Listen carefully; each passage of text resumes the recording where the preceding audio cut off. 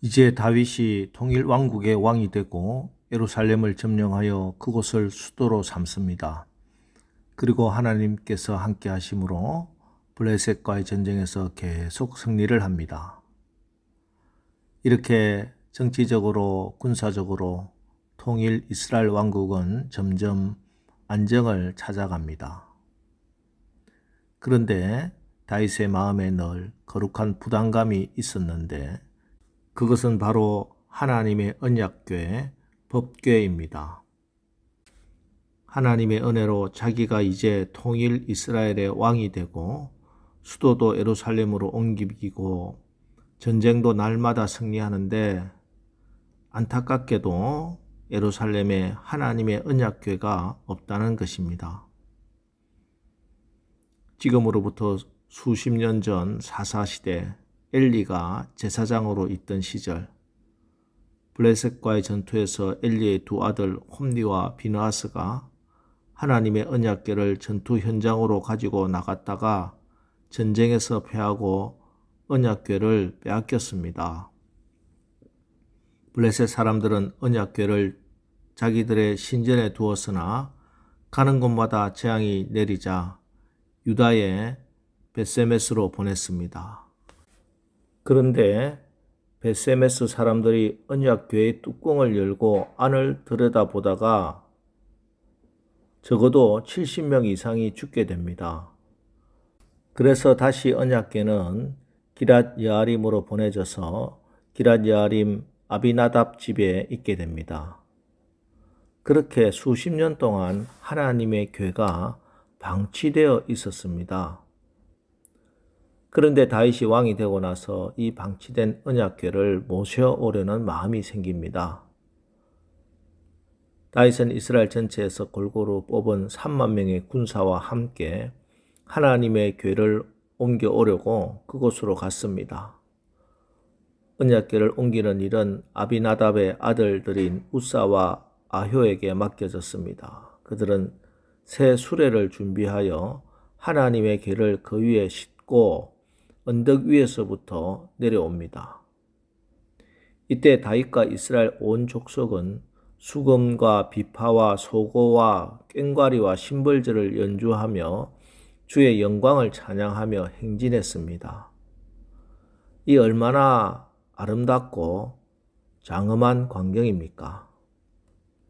하나님의 언약궤를 예루살렘으로 옮기려는 다윗의 이 마음 분명 하나님께서 기뻐하시는 것이었습니다.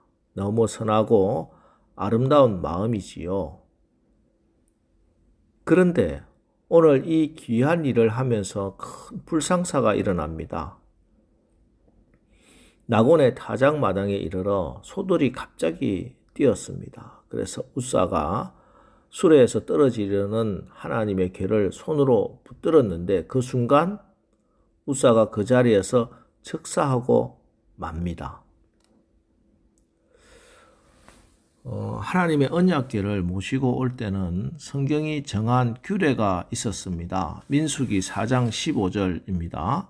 진영을 떠날 때 아론과 그의 아들들이 성소와 성소의 모든 기구 덮는 일을 마치거든 곶 자손들이 와서 맬 것이니라. 그러나 성물은 만지지 말라. 그들이 죽으리라. 회막 물건 중에서 이것들은 곶 자손이 맬 것이며.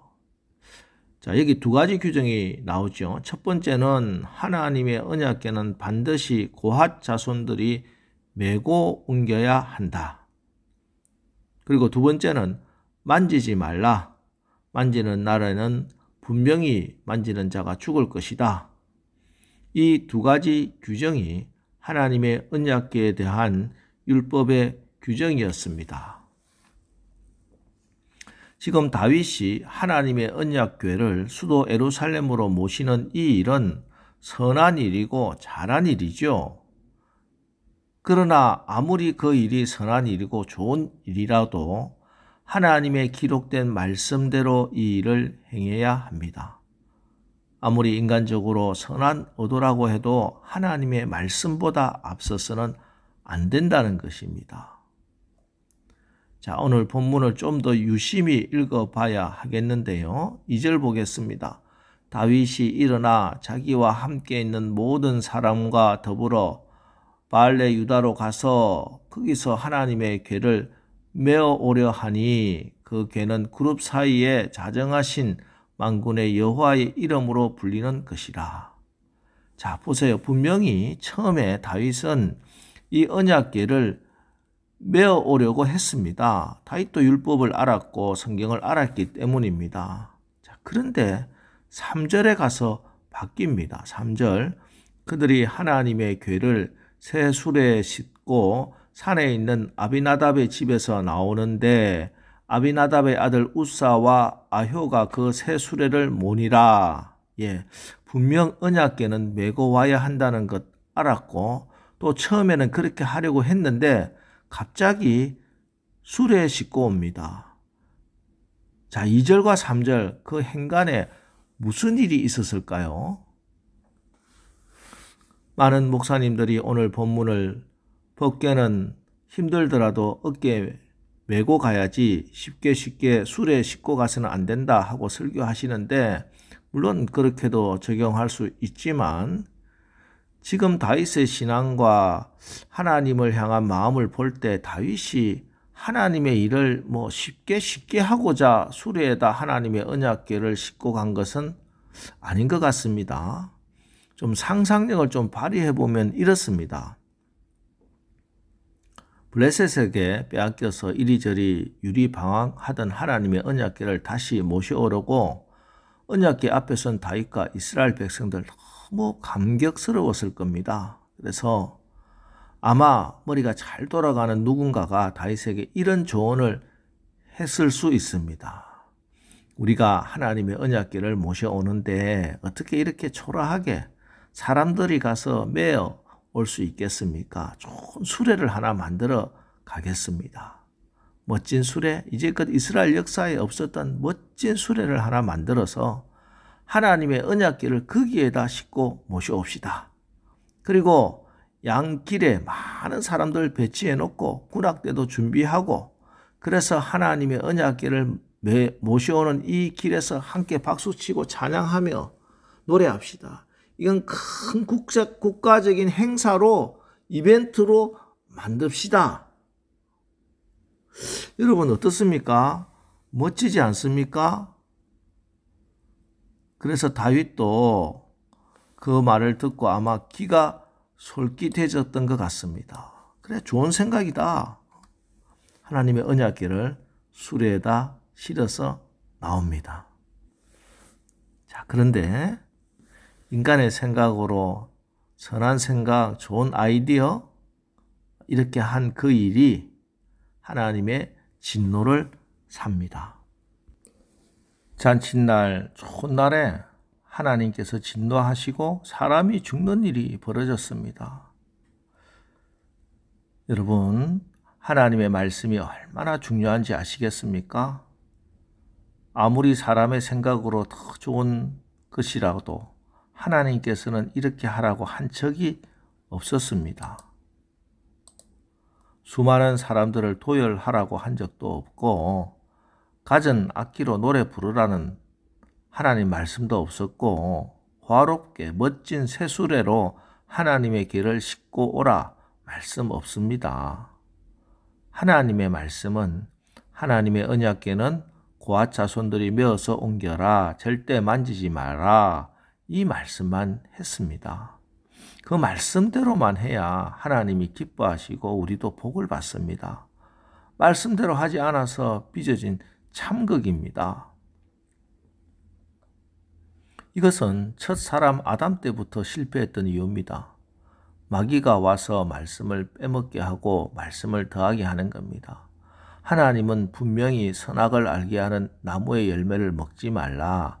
네가 먹는 날에 반드시 죽으리라 하셨는데 이 선악과를 먹지도 말고 만지지도 말라? 플러스 했죠. 언제 만지지 말라고 했어요? 또 정령 죽으리라 했는데 죽을까 하노라? 말씀을 뺐습니다. 여러분, 하나님 말씀을 더하고 빼는데 이미 실패가 시작된 겁니다. 속지 마십시오. 우리가 드리는 예배도 우리의 신앙생활도 내가 옳다고 생각하는 대로가 아닙니다.